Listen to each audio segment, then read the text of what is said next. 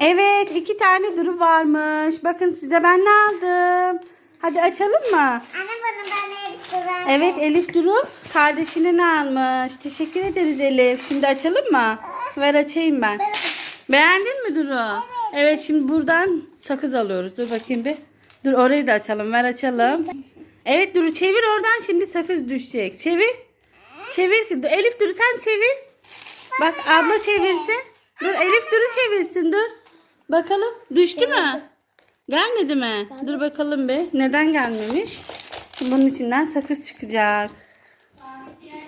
Çevirdim ama. Çevir. Çevir. Gelmiyor mu? Niye gelmedi bu? Sakız düşmedi.